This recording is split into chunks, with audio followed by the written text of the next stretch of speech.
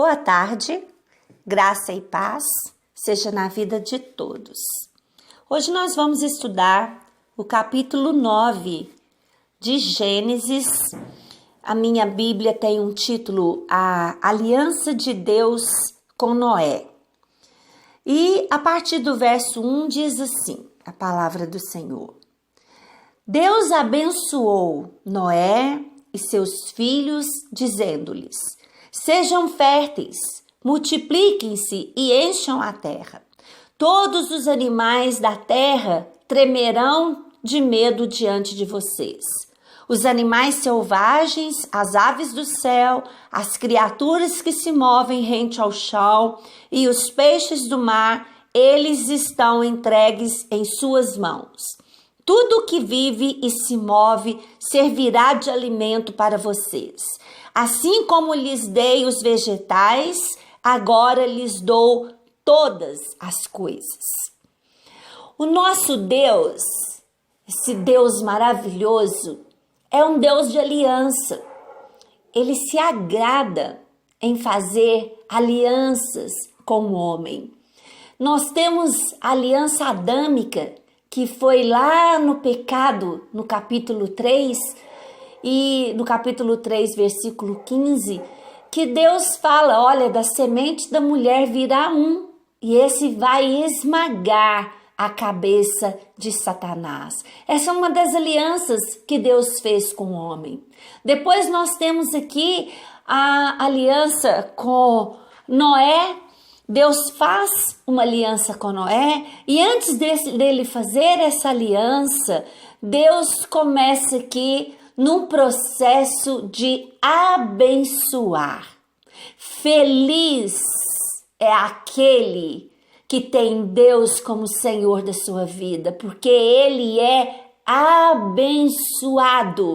Deus abençoa aquela pessoa, aquele ser humano que se coloca debaixo das mãos do Senhor, ele abençoa. E quem Deus abençoa não pode mais ser amaldiçoado por ninguém. Essa é a nossa posição hoje. Deus nos abençoa. Deus aqui, ele abençoou Noé e abençoou os filhos de Noé, a geração que viria. E nós vemos as mesmas palavras nos primeiros capítulos, quando Deus cria o homem e os abençoa e diz a eles: sede fecundos, enchei a terra. E aqui Deus traz uma coisa nova. Ele diz que o homem iria dominar agora com uma maneira terrível sobre os animais.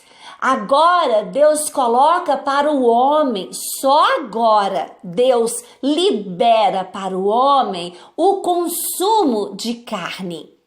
Até então, não é citado na Bíblia que Deus libera o consumo de carne. Pelo contrário, nós vemos lá no primeiro capítulo de Gênesis que para o consumo dos homens ou para o consumo dos animais seria frutas, seria o que era verde. Agora Deus deixa bem claro aqui, liberado o consumo de carne.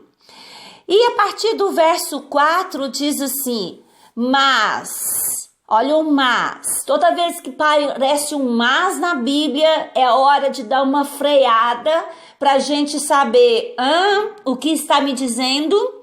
Mas não comam carne com sangue, que é vida. A todo aquele que derramar sangue, tanto homem como animal, pedirei contas, a cada um pedirei contas da vida do seu próximo. Quem derramar sangue do homem, pelo homem seu sangue será derramado, porque a imagem de Deus foi o homem criado. Então, primeiro Deus está falando, olha, eu deixo a carne. Vocês vão poder consumir a carne, mas não bebam o sangue. Nós cristãos já temos isso conosco. né? Aquela galinha feita ao molho pardo, que é utilizado o sangue da galinha, nós não consumimos, nós respeitamos a palavra de Deus. Aquele famoso chouriço, né? Que eles fazem do porco, hoje também nós não consumimos, porque respeitamos essa palavra do Senhor. Não consuma o sangue dos animais, está escrito aqui, não é eu que estou falando. E depois ele diz assim, isso ele não havia dito para Adão e Eva e nem para Caim e Abel, mas agora ele diz. Por quê? Porque ele viu lá no início da criação, Deus percebeu a violência que foi de Caim para Abel. E agora que estava ali começando tudo novo, um novo recomeço, Deus deixa claro: aquele que atentar contra a vida de outra pessoa, aquele que assassinar, que matar outra pessoa, será morto por outra pessoa. Aqui também nós vemos a lei suprema da plantação e da colheita. Aquilo que eu planto, eu vou colher. Então, Deus deixou isso aqui muito claro. E o valor de uma vida para Deus é sem palavras. A palavra de Deus diz que uma alma, que uma vida vale mais do que o mundo inteiro para Deus. Então é muito zelo que Deus tem pela vida do ser humano. Mas vocês serão férteis e multipliquem-se, espalhem-se pela terra e proliferem nela. Então disse Deus a Noé e a seus filhos que estavam com ele: vou estabelecer a minha aliança com vocês e com seus futuros descendentes, e com todo ser vivo que está com vocês, as aves, os rebanhos domésticos, os animais selvagens, todos os que saíram da arca com vocês, todos os seres vivos da terra. Estabeleço uma aliança com vocês. Nunca mais será ceifado nenhuma forma de vida pelas águas de um dilúvio. Nunca mais haverá dilúvio para destruir a terra. E Deus prosseguiu: este é o sinal da aliança que estou fazendo entre mim e vocês e com todos os seres vivos que estão com vocês para todas as gerações futuras. O meu arco que coloquei nas nuvens será sinal da minha aliança com a terra. Quando eu trouxer nuvens sobre a terra e elas aparecer, o arco-íris, então me lembrarei da minha aliança com vocês e com os seres vivos de todas as espécies. Nunca mais as águas se tornarão um dilúvio para destruir toda forma de vida. Toda vez que o arco-íris estiver nas nuvens, olharei para ele e me lembrarei da aliança eterna entre Deus e todos os seres vivos de todas as espécies que vivem na terra. Concluindo, disse Deus a Noé: esse é um sinal da aliança que estabeleci entre mim de toda forma de vida que há sobre a terra. Então Deus diz, imagino, né, Deus vendo o quão trágico foi ver tanta morte daquela geração, morte de crianças, de idosos, de grávidas, tanta morte que Deus presenciou com o dilúvio, que Deus presenciou com a morte da natureza, né, que precisou de tempo para se reestruturar, os animais todos mortos. E Deus diz: nunca mais a terra será destruída com o dilúvio. E Deus faz essa aliança. E se Deus põe a sua palavra, é ponto final, acabou. E Deus diz: olha, eu vou deixar um arco né? O arco-íris, e é uma aliança. Quando eu ver o meu arco, eu vou me lembrar de como foi trágico e nunca mais Deus está dizendo, eu vou deixar as comportas se abrirem como foi naqueles dias e a terra ser novamente destruída por água. Então Deus disse, o importante para nós aqui é a aliança. Deus diz, nunca mais, acabou. O soberano falou, acabou. Agora, ele não disse que a terra não seria destruída. Nós temos o Apocalipse dizendo, já voltando mais para fogo, para destruição com fogo. Isso é o juízo de Deus para a terra que vai acontecer novamente. Mas vamos ficar aqui nessa aliança que Deus fez. Deus ama aliança. Ele ama se relacionar com o homem e ele está aqui fazendo uma aliança com Noé e através de Jesus Cristo, a aliança mais sublime que Deus poderia fazer com o homem, ele faz através do seu Filho Jesus Cristo. É uma aliança interminável, é um círculo, é Deus Pai, Deus Filho, Deus Espírito Santo e eu. E você nessa aliança, uma aliança para a eternidade. Essa é a nossa aliança, a aliança mais sublime que Deus poderia fazer com a humanidade, a aliança, a última aliança. E hoje nós vivemos no tempo chamado tempo da graça, onde a graça de Deus está prevalecendo, onde a porta da arca está aberta, como nós já dissemos, é só aceitar a aliança. Deus faz a aliança e as pessoas que estão ali em contato com essa aliança é que diz se quer participar da aliança ou se não quer participar da aliança. Noé e a sua família aceitou, agradou-se daquela aliança. E hoje é proposta uma aliança para nós. Aliança através de Jesus Cristo, que nos perdoa de todos os pecados e que nos leva para um reino sublime do amor de Deus e uma eternidade no céu. Essa é a minha esperança. Esse é o meu recomeço e o recomeço de todos aqueles que estão em Jesus Cristo. E depois nós temos um ato aqui interessante e trágico, né?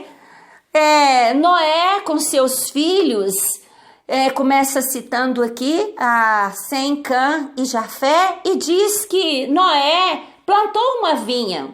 Ele plantou ali várias pés de uvas, várias videiras, e provavelmente ali na primeira colheita que ele teve, ele preparou ali o vinho, né? E ele se embriagou. Ele bebeu tanto, gostou tanto, perdeu os limites e ele se embriagou. E na sua embriaguez, ele ficou nu.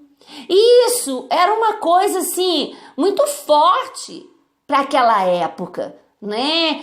Não era a nudez de um pai, não era assim conhecido diante da família, diante dos filhos, era uma falta de respeito enorme. Mas primeiro nós vemos que esse Noé, que também é chamado de segundo Adão, porque a partir dele toda a raça humana iria se perpetuar, crescer novamente, ele falhou também.